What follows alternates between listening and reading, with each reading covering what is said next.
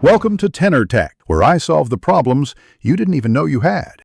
You start by ensuring Git is installed and accessible. Check Git version to confirm. Next, sign into Azure DevOps and create a personal access token with code read permissions so authentication is smooth. Once you have the repo URL, decide HTTPS versus SSH. HTTPS uses your PAT, SSH uses an SSH key pair you already added to your profile. Now run git clone repo URL and provide credentials when prompted. That begins the local copy immediately. Once cloning begins, handle authentication reliably so transfers don't fail midway.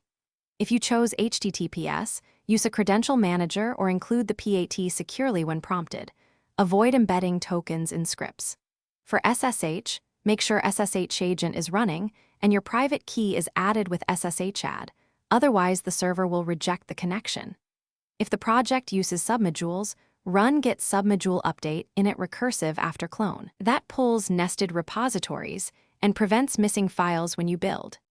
You finish by checking out the correct branch and syncing with git pull so you have the latest commits. Do this before making changes. Then verify local build dependencies and run unit tests to confirm integrity. If something goes wrong, first inspect git remote v to confirm the correct remote URL. Make sure your PAT hasn't expired or your SSH key permissions are correct. If authentication failures persist, restart your credential helper or SSH agent, then retry the pull. Thanks for watching. Subscribe to keep your life in tune.